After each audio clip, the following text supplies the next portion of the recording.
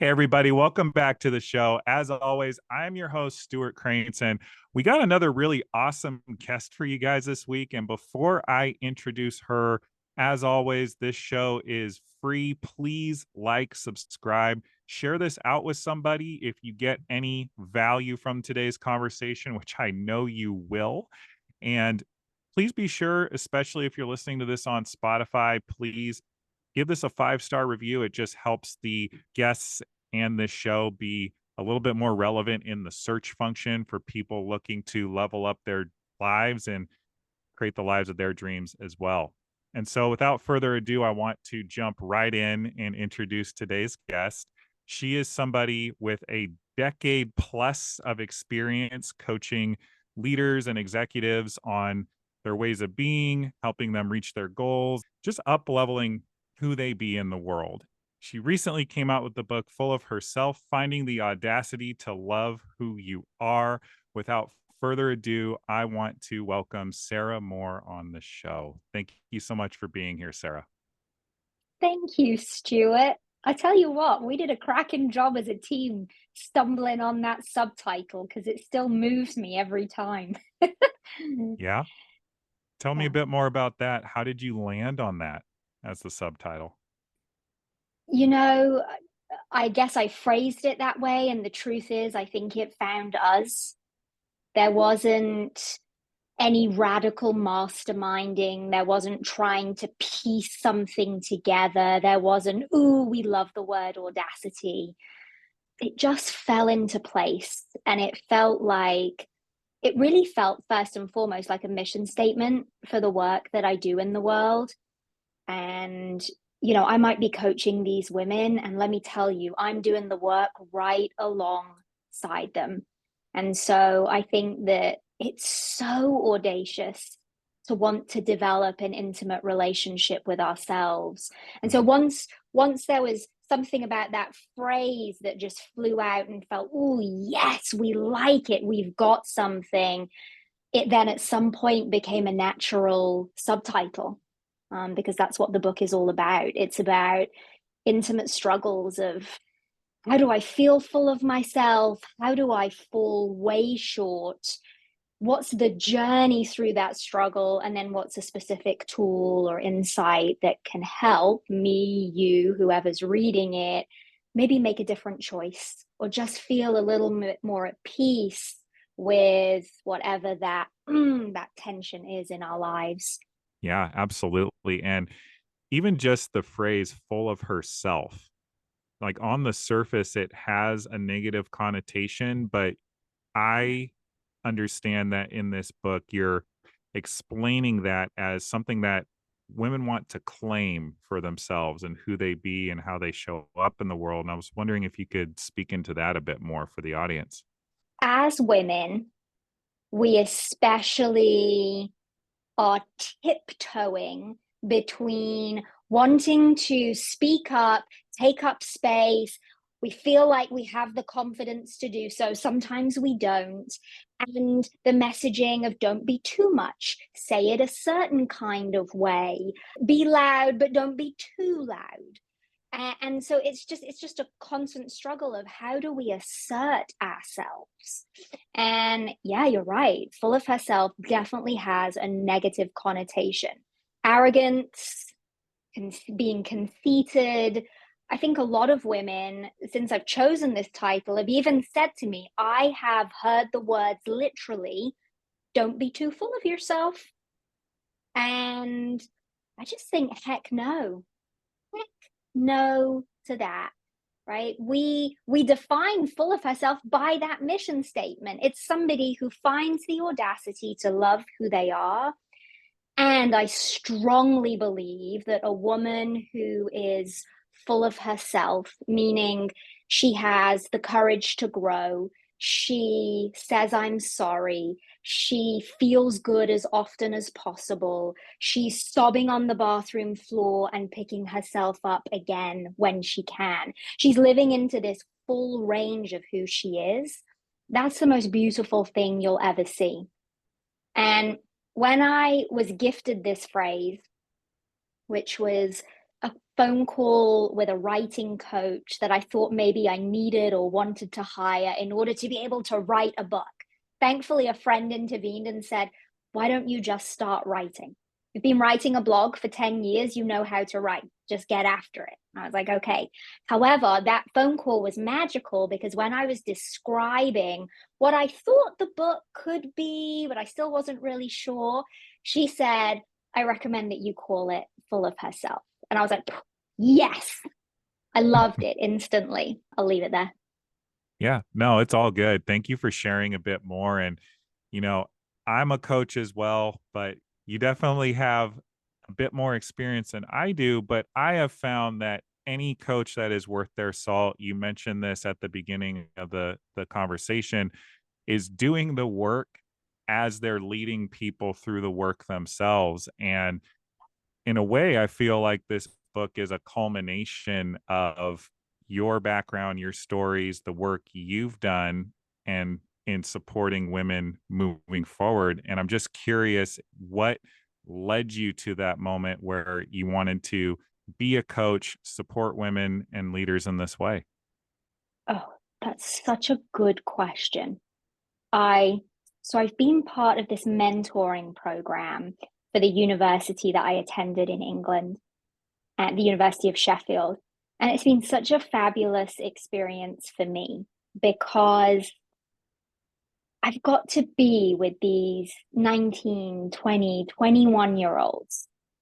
And I've also been doing some work with some sororities locally here in Ohio and just getting to relive. I don't know if it's more so today, 20 years on, I'm 40 or not, but just to be with these young women and see the angst of Mm. who am I? How can I please my parents? What comes next? Because I have no idea. And that's exactly how I felt. So, in these mentee mentor sessions, I've been able to explain and share my journey, and they want to know that. And what I've come to is nothing about my journey was linear. I think it's true for so many of us. And what I'm most proud of about my journey is that a good number of my decisions, especially career wise, have been born out of passion and purpose. So, just to give you a little snapshot, I remember when I was 14 at a school career night saying, oh, I'd love to get paid to have intimate conversations. I had no idea what that meant, but I did know I didn't want to be a counselor or a therapist or a psychologist. I'd never even heard of a life coach, right? I also had a talent for writing, so I thought maybe I could be a travel writer. I grew up traveling the world. I had like a little bit of success with travel writing. And so fast forward many years, I was in the States, I was doing a master's degree, and I was still on that travel writing path. And the first year of that master's program, they paid my tuition in exchange for being a research assistant. It was the worst assistant position ever. I was cataloging these old Hispanic artifacts. Ugh, it was terrible. And so somehow I managed to blag my way in to the local newspaper and get hired as an editor, right? I'd never had a writing job, but I'd had a couple of travel articles published. I'd written a story in high school that my teachers really liked. Like I just pieced this portfolio together, and I got in the door. And so I gave up that scholarship money, and now I was under my own dime. And I'll tell you, the pride I feel about the work that I do is just the same today as it was when I was an editor at that newspaper for a year. I ended up, there's so many stories I could tell about that. The one I'll tell right now is I ended up interviewing local business owners and telling their stories and turning them into advertorials, right? So sort of a story that has like an advert type spin to get people to want to come and buy from them. And how could I have possibly known that experience was paving the way for me to become an entrepreneur years later. Then after I did all of that, I was having trouble. I was in a small town in Texas trying to land a job in travel writing, which really was New York or San Francisco. And also my actions and my ideas weren't really aligning. So I'd finished working at the paper. I was traveling quite a bit, but I wasn't writing anything. So finally, I let go of that dream. It took me a little while to come to terms with, should I, could I, did I let something go? And I had the idea to open my own bra business. I have a tiny rib cage and a fuller bust. And I was shocked that in America, the land where you can buy anything and everything, I couldn't find a bra that fit. So, very long story short, I was putting together a business plan, trying to open my own business. A company opened in Houston, Texas, which was about an hour from where we were living at the time.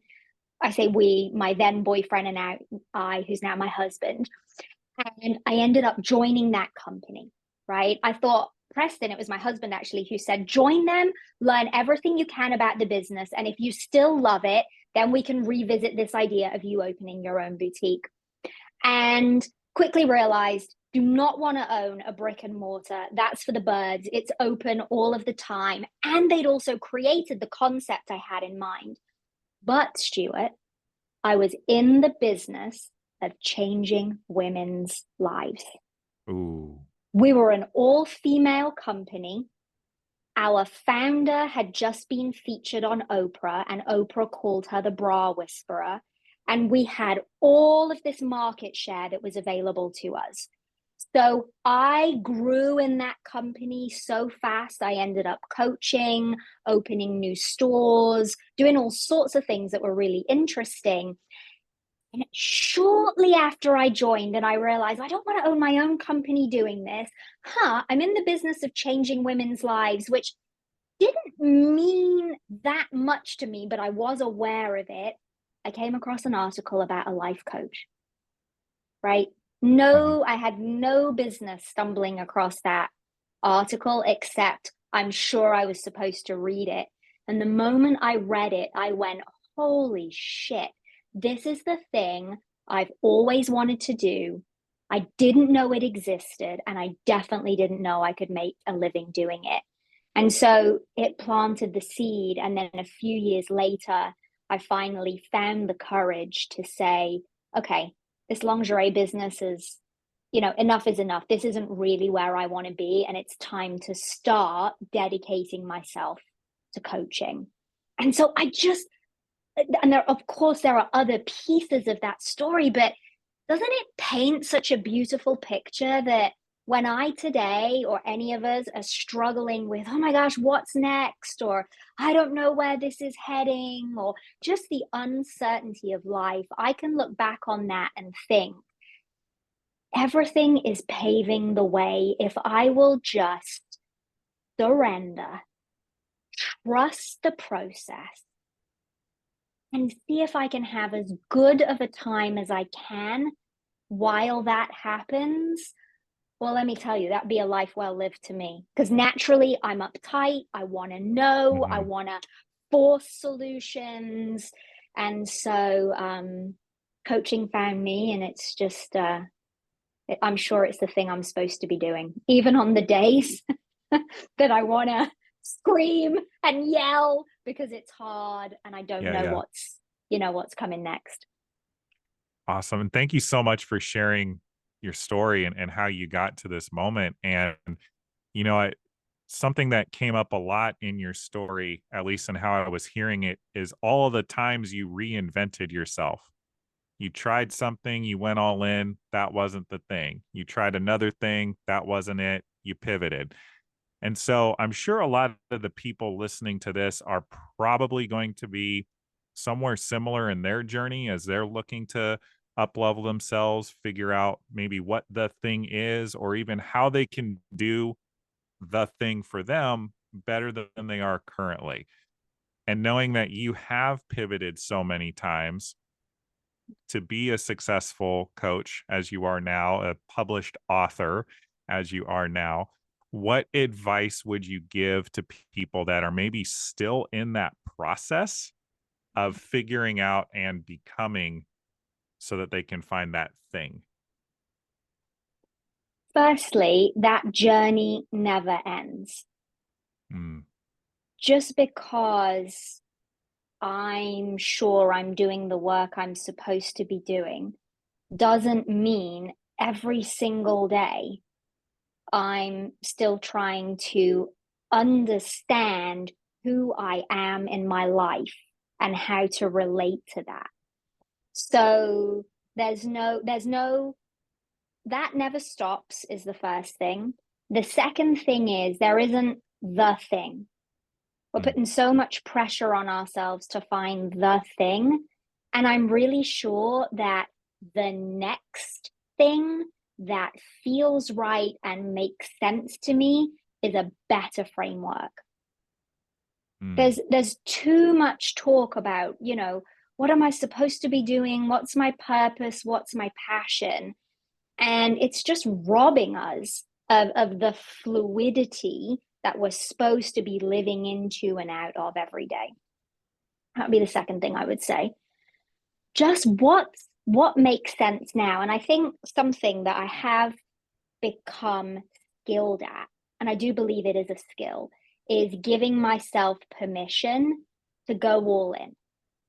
Right? I used to confuse going all in with thinking I then had to take all this action. Like, oh, maybe I'm in the wrong place and now just because I've had this idea, I got to go after it and make it. Well, today I can now discern, oh, for example, I'll tell you, this is relevant to the story I just shared.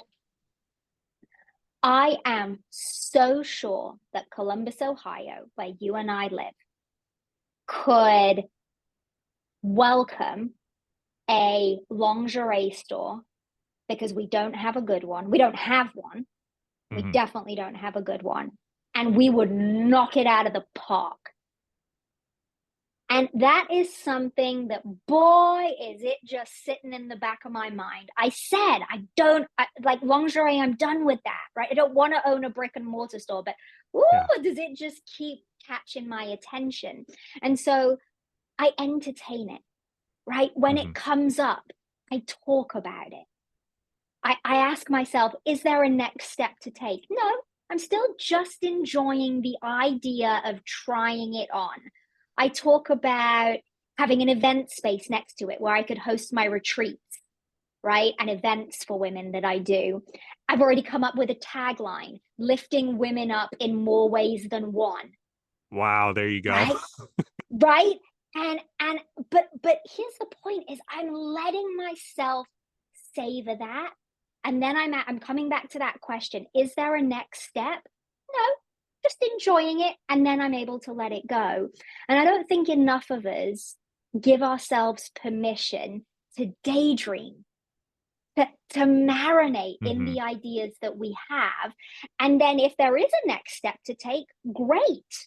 But let's not go from A to F. Let's just go A to B, B to C, right? So maybe I decide I want to start doing some research. Like what are really our lingerie options within 100 miles? And then I do that and I've got no interest whatsoever and it just sits there for another 6 months.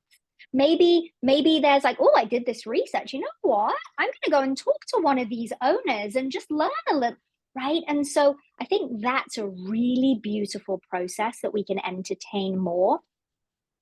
And then there's also another framework. I talk about it in the book. And it's this, where there's three kind of things that we're always doing in some stage. We're either making a decision, we're experiencing an outcome, or we're pivoting. Tell us more. Right? So let's say, let's use an example. I think that's always the most helpful. Let's say I have an opportunity to get promoted. And I don't really know whether to say yes or no to it. Okay. I have a decision of some kind to make. Maybe it's yes or no. Maybe it's something that's a preamble to that. Maybe it's reaching out to some people who are in the position or have had the position and learning more about it. Maybe it's talking to my family and talking about, what would be the benefits of this, what would be the downsides of it, and sort of seeing how it impacts our dynamic. Maybe it's looking at finances and saying, where are we? What do we need? What do we not need? If this comes with more money, what would we use it for? How would that impact our well-being, right? So we're making some kind of decision, right? There's some decision to be made in front of us. Sometimes it can be no decision whatsoever. And that's a decision all by itself. And we're just sitting quietly. So we're making a decision. We're then experiencing the outcome of that. Let's say we've had a discussion about finances and I realize, I'm going to have to work 10 extra hours a week. And that's going to be more hurtful than the extra 25,000 I'm going to make for whatever reasons we've decided as a family. So I'm sort of experiencing the outcome of that decision. I'm letting it sit. I'm sort of getting into alignment with it. Maybe I'm checking that fact with somebody else in my life and just seeing, does that make sense or doesn't it? Does it sound true or doesn't it? Okay, so I'm experiencing that outcome. And then as a result, I'm going to pivot. Right? So I'm either actually then almost a form of making the decision or not. I'm going to say yes or no. Right? I'm sort of pivoting into that or pivoting away from it. And now I'm back to, okay, cool. Right? I'm clear about what I want. And then the cycle just begins all over again. And we are in and out of these 3 stages all of the time about all sorts of different things. Sleeping, eating, conversations we need to have, work, you name it, everything. And I think that can really simplify the process for people. Where am I in that stage? Am I feeling fear because I haven't made a decision and I really do need to make the time to make one? Am I sitting too long in the outcome and not being willing to pivot? And that's what's really causing me angst, more so than the circumstances themselves, right? So this is kind of the scenario. And so I think what makes for a good life, what makes for being able to pivot, which is a function of courage, is being able to move through these at a steady pace, not getting stuck anywhere for too long, because that's what causes the most pain. Wow. Sarah, thank you so much for sharing that. I hope the folks listening are taking notes, or if they're listening to this in their car, that they'll go back and re-listen to that segment, because that was super powerful about getting unstuck in kind of the rigmarole of decision making that so many of us do, that leads to inaction and inactivity on anything that we're up to. Something that you said right there at the end about courage.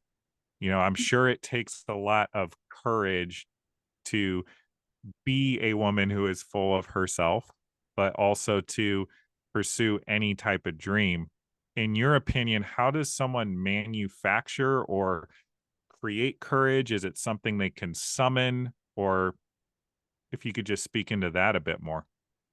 I'd love to. And I'd also love to add something that I just thought about that we were talking about previously.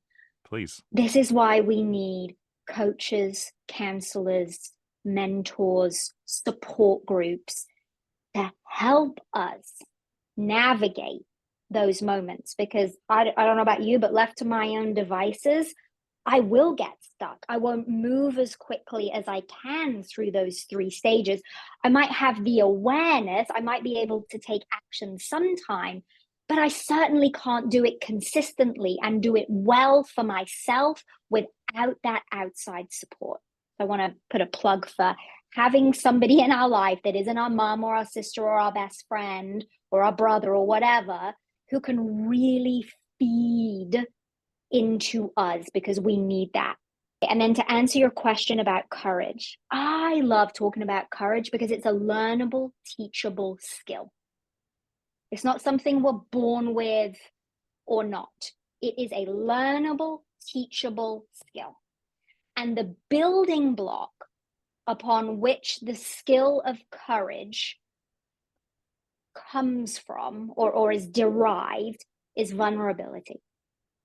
There is no courage without vulnerability. What is vulnerability? Vulnerability is risk, uncertainty, and emotional exposure. Risk, uncertainty, and emotional exposure. And by God, would I like to live a life where I don't have to come up against those? And we come up against them all the time, every day. It's just always there because that's what life is. It's inherently uncertain, a little risky, and as a result, we feel emotionally, right, in response. Not always logically so, because some of that survival instinct kicks in and we think, oh my God, I just feel like I'm going to die if I do this. Sure. Not so much, right? But that's what it feels like in our system. And so we have to, as a starting point, when it comes to developing a practice around vulnerability, which then springboards us in the direction of courage, is start to name our feelings. Okay. I talked at the beginning of our conversation here about living into this full range. Well, we have a whole emotional range available to us, everything from empowerment, love, freedom, joy, and appreciation at the top of that scale, down to despair, powerlessness, grief, rage at the bottom. And when we are squeezed, when we are under pressure, we tend to only have access to 3 emotions: sad, glad, and mad. Of course, they rhyme conveniently. I know. Sometimes I go sad, glad. Wait, what was the other one? Sad, glad, and mad. And that cuts us off to a whole host of possibilities in our life.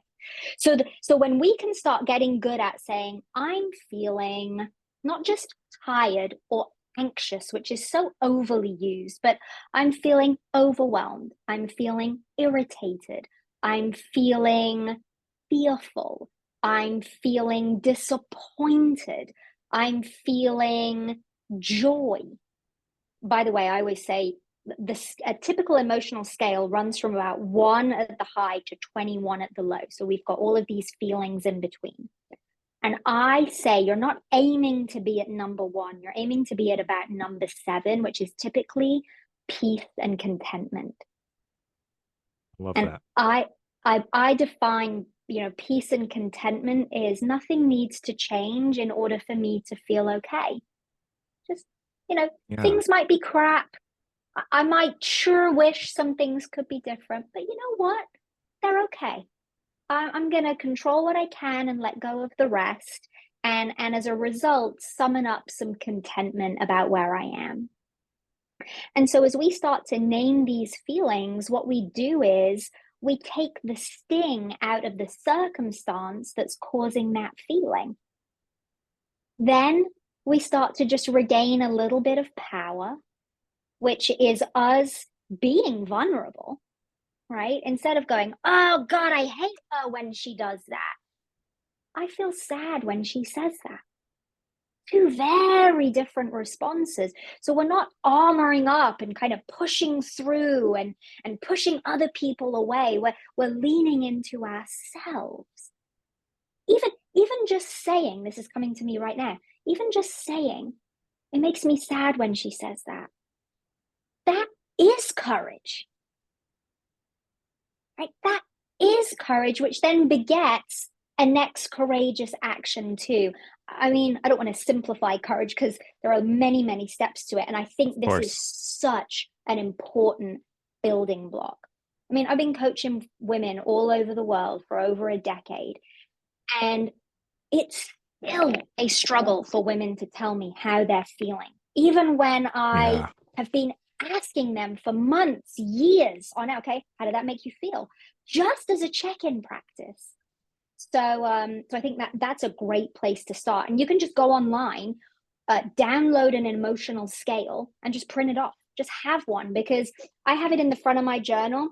We if you're on video, you can kind of see it here, but we print out these scales. I share them with clients. We put them in the front of the book, and every single day, well, I mean, I don't journal every day, but most days I do, I still reference this scale, even after years of practice, because I just sometimes forget how I feel. And this really helps me. And that's a step in the right direction of being a woman I feel proud of, which is a woman who lives with vulnerability and, as a result, courage in my days. Wow. Thank you so much. And I have heard many a time in podcasts, read in books, and also in the coaching that I do, just the concept that through vulnerability we find our power. And I want to take my hat off to you, because I have not heard it quite explained the way that you just explained it for myself and the audience here. So I want to thank you for that. The follow-up question that I want to ask, because I'm sure people listening to this are thinking it, you mentioned that vulnerability requires risk, uncertainty, and emotional exposure. And I'm sure that a lot of people get hung up on the risk part, because it's the concept of, I'm going to be vulnerable, but what if it's not received? Like, what if I am not received the way I want to be received? What if I'm actually received negatively with the person or people that I'm trying to be vulnerable with? And I'm curious if you can provide any coaching for people for whom may be feeling that, listening to this conversation. I think we're talking about discernment.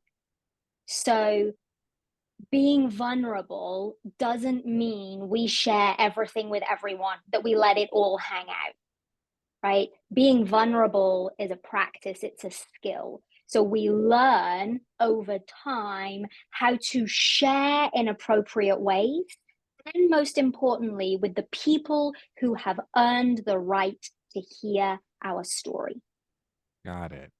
So that's a form of boundary setting that is somewhat try, fail, try, fail. Is that the best way to describe it? It's just a practice. Sure. We just learn when and how.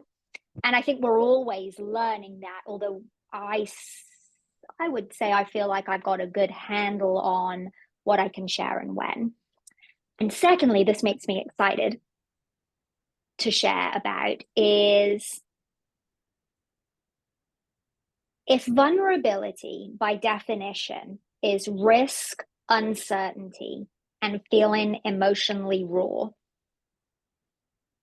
then we have to remember that whatever we say and whatever we do is for us. It's not for somebody else. It's for us, because the only person we can control is ourselves. That's it. Yep. Right? And that's what I would call integrity, right? I love the word integrity. I was just talking about this with a client this morning. The root of the word integrity is from the Latin integrare, to be whole. Wow. Whole, right? I love the word wholeness. I'm not trying to be happy. I'm trying to feel whole. That aligns with, again, this sense of peace and contentment. And the definition of integrity is when my actions and my values align. So I'm speaking in a way that's for me, that feels good to me, that allows me, no matter what happens out here, to walk away with a sense of, I'm okay with who I am and how I showed up. Another way of saying that is one of my litmus tests, which of course I missed the mark on, is there something I'm going to have to clean up after this is over? And if it is, then boy, do I need to pivot. Right? And maybe I can do that in this moment. Maybe I just know this has already gone off the rails and I need to step away and think about it. And I'm just going to have to come back at a later date anyway. So I think we have to remember that what we do and say is about us first. And where I see so many women struggling, me included, is instead of being vulnerable, we're armoring up with perfectionism. And perfectionism, we misdefine all the time. We think it's doing everything perfectly, crossing our T's and dotting our I's and, being so organized and just so. That's not it at all. That's how we might act out our perfectionism. But the definition of a perfectionism is trying to earn somebody else's approval. Wow. So if I choose not to be vulnerable for many different reasons, right? Some good, some not so great, and I armor up and I am so focused on you liking me, liking what I'm saying, that I am now out of my own skin. All I'm doing is just trying to please you, that I just break apart any sense of wholeness I wanted, had, or am striving for. So in that way, almost think of perfectionism and vulnerability as opposite ends of the spectrum. And I think what I'm trying to do in my own life, and then what I'm helping other women do, is build the skills so that in that moment, when something hard, risky, uncertain, and emotionally exposing comes up, it could be just my son is talking to me who's 7 and I just want to scream. Or it could be something very complex in my marriage with my husband. It could be tiny or huge, that I am able to lean into that part of me that is asking myself, what do I think, not what will you think? Wow. And it's just not easy work. It's just not easy, but boy, is it rewarding. So that's why I think that building that intimate relationship with ourselves, that's what being full of herself is all about, is the hardest, best work we could do. And once again, I'll put a plug in for having people, mentors, therapists, coaches, support groups, by the way, most of which are free, in our corner to help us wade through that, because we can't see what we can't see. Thank you so much for sharing that. And it's no secret, y'all. Sarah's a coach. I am a coach. We will definitely connect Sarah's contact information in the description of this episode, wherever you're finding this episode and choosing to tune in, so you can connect with her and continue the conversation, possibly explore coaching with her as well. Something I wanted to ask you, in diving into your book a bit, on your website, you included the opportunity for people to get some journaling prompts. We just talked about how this work is worthwhile. And believe me, folks, it is worthwhile. It's very challenging sometimes, but you earn interest on the deposits that you're putting in the piggy bank that is yourself and your own emotional well-being and how you relate to the world. I'm curious, is there a journal prompt that you love above any of the rest that people can use to get started if this type of work is new for them? The one that's popping into my mind is, who am I pretending to be? Oh, wow. Yeah. I mean, that one hit me. seriously. Yeah, me too. Seriously, I could journal about that any given day, and I think I would have something to say that just shows me where I'm off the beam. And also on our Instagram, at the name of our business is More Soul Sessions. So at more.soul.sessions, every Monday we share a journal prompt to help people and make it easier, because some people, struggle. What do I write? By the way, when it comes to journaling, my best tip that I was given by a writing coach many years ago was set a timer. I do 10 minutes, because I don't know, well, I do know so many of us have so much up here that we think, yeah, journaling sounds awesome, but where on earth would I start? And so I love that you asked for a prompt, because I think that's so helpful to people. And we have a whole number of them in Full of Herself. And we created a free workbook that you can just download once you buy Full of Herself. The information is in the book. And there are over, I want to say 50 journal prompts. It could even be 100 that we included in there to help people. But that 10-minute timer is a game changer, I think. Just to give some kind of framework, guardrail, so it doesn't seem like this never ending, unnerving task. And every time I journal, I start with, I'm sat on my daybed, I'm sat at the lake house, I'm sat on the couch, I just did X, as a way to warm myself in, and then I start getting to the good stuff. And my best advice is also just keep the pen moving on the paper. Even if you're like, I don't know what to write, I don't know what to write. Who knows what's going to come next?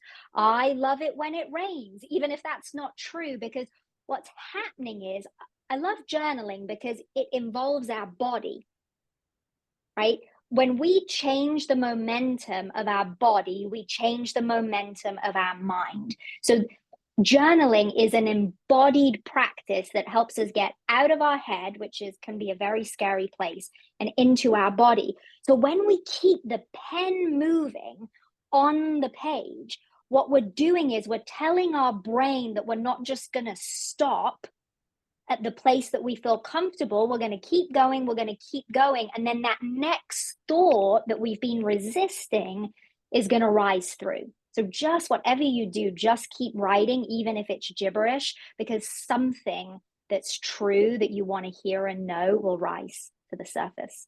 Thank you so much for that. And of course, y'all, this only works if you actually put in the practice. So it's all well and good to sit here and conceptualize journaling or meditation or yoga or any other practice to support you in getting embodied and finding yourself and learning more about who you actually authentically are, but you actually get to put in the work. So please remember that if you're listening to this.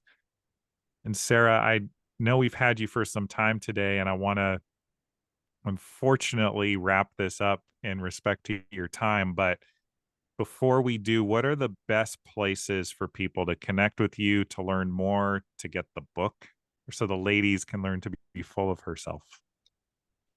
Go to our website. If you're interested in this work and you'd like to stay connected, sign up for our blog.